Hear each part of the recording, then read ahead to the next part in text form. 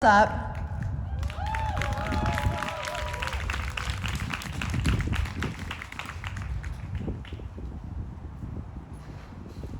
That's actually a pretty good lead-in to what I'm going to be talking about. I actually don't know a lot of you here. I know very few of you. But what I'm going to be sharing with you guys today is some of my familial history and a story about my father and how he was killed here in Utah, and the wake of violence that continued from the one police officer that killed my dad and the many other people that he harmed and injured across his lifetime. And he's still alive doing his same thing.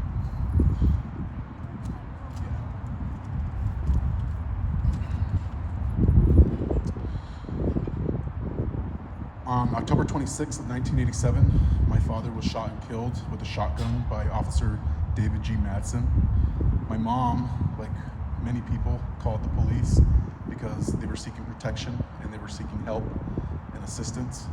My father was suicidal on that day, and he was threatening to kill himself by shooting himself in the head with a gun. When the police arrived, my father was panicked and he got into his car and he sped away and he went up Immigration Canyon, which led to a 14-car police chase. Officer David Madsen ended up going into the call, although he was not ordered to do so, and ended up blocking the road up Immigration Canyon and putting my dad to a halt. When my dad got out of the car, he had his gun in hand because he was suicidal and ready to kill himself. As he turned towards David Madsen shot him twice in the chest with a shotgun, and that would be the final day that my father lived. The terror that ensued from there was that my mom was living here alone, and her familial unit was myself and my dad and her. And that was all just taken away in a matter of minutes. My mom was 21 at the time, and my father was 24.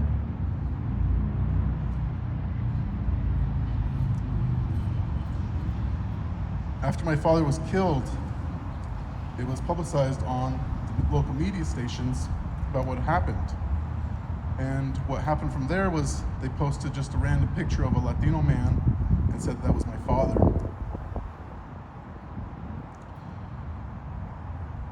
David Madsen was a police officer for 20 years.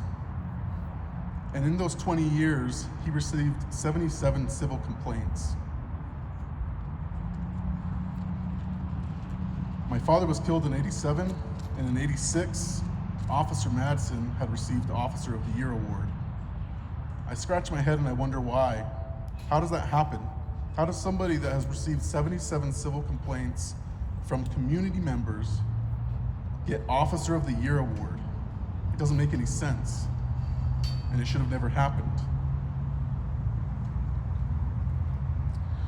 Some of the civil complaints that he received were using his shotgun to threaten a community member, police brutality, excessive force, putting his shotgun in the face of another person, attempting to extort money from a masseuse, assault with a gun, again in the face, unnecessary roughness or rudeness, macing of a prisoner, unnecessary use of a service revolver, missing property, abuse of authority, and excessive force.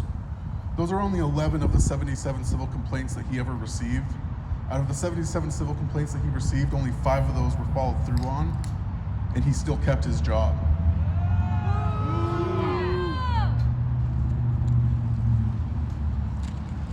A month after the death of my father, the murder of my father,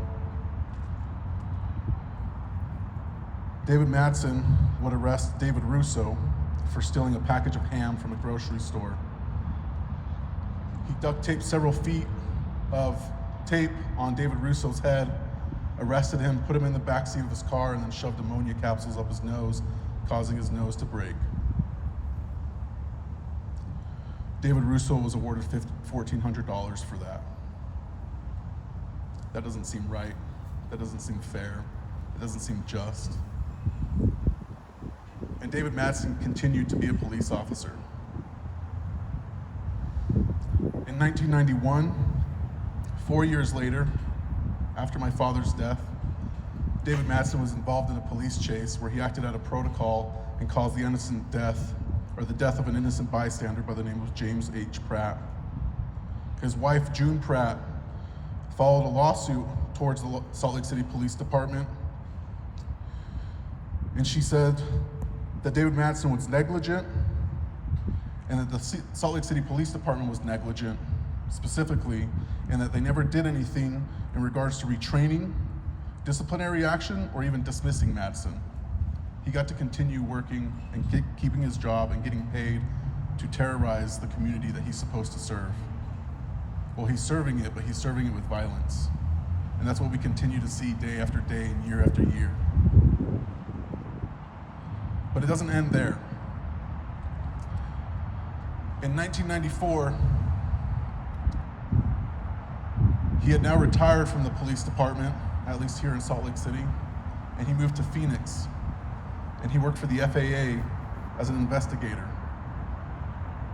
His wife, Brenda Byenberg, was in Arizona doing a PSA for domestic violence, and that was the last project that she ended up working on.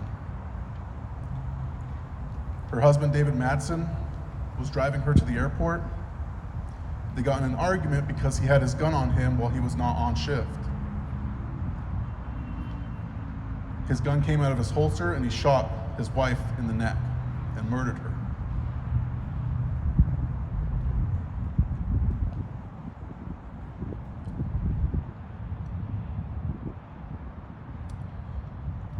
It's pure insanity to think that this one officer got to commit as much violence as he did, because it not only impacted my life, it impacted so many other people's.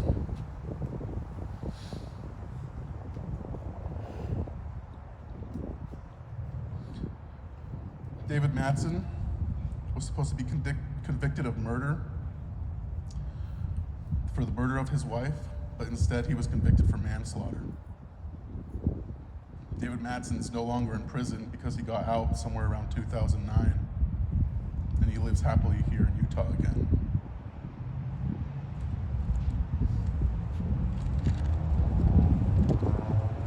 So now we fast forward in time and we bring it to some more modern time. I think about Dylan Taylor, who was at the 7-Eleven listening to music, and the cops were yelling commands. Because he couldn't hear them, he got shot and killed. I think about Lyndon Cameron and how he was shot 11 times for suffering a mental health episode. I think about Bernardo Palacios Carabajal and how he was shot and killed while he was running away from the police. So at what point does this change?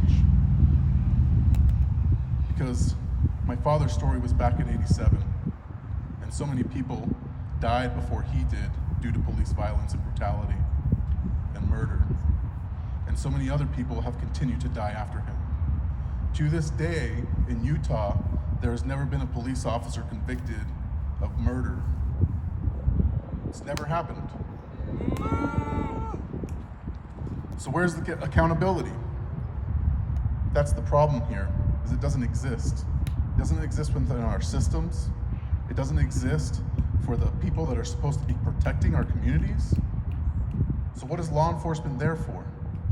At this point, I'm very confused, and all I can think of is that it's just there to serve as brutality towards the community that exists around them. And they continue to get away with this, no matter what. So what's the difference between the government officials that existed when my father died and the government officials that exist now? I'm finding very hard to find any differences between any of them. If anything, they're maintaining the system that's always existed, and they're keeping it alive and thriving.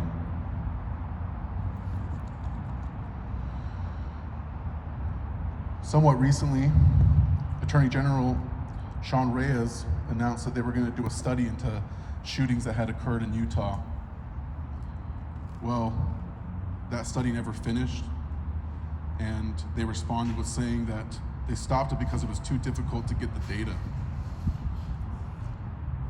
It's really not that hard. I gave you a literal history of one police officer and the chaos that he caused, and that wasn't too difficult for me to do. So I don't believe that for 1 second. And what I expect and what I demand is radical change. Because without radical change, nothing ever changes. It stays the same.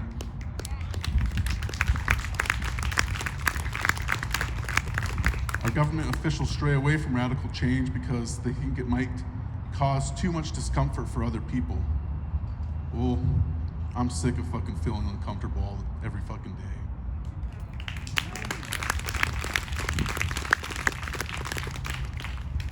The New York Times recently published a piece where they noted that 1,000 people a year die in the US from police violence. This is since 2005. 121 law enforcement officers have been arrested for charges of murder and manslaughter. Only 95 have concluded cases. 44 of them were even convicted, and those were all on lesser charges. So again, we continue to protect the police, even though they continue to murder and harm and disrespect our communities and instill fear in us. Well, I'm not afraid. And now I'm 34. I was 8 months at the time when my father died. On October 26th of this year, I will have lived 10 years longer than my dad did.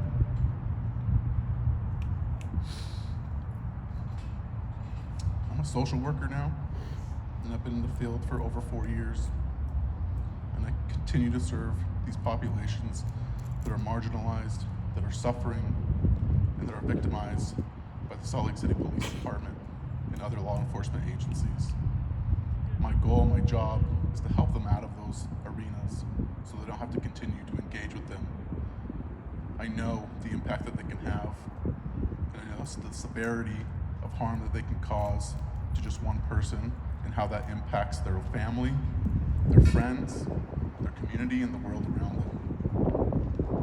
The loss of one person due to police violence has a wake of terror from that. Thank you for letting me share my story with you guys.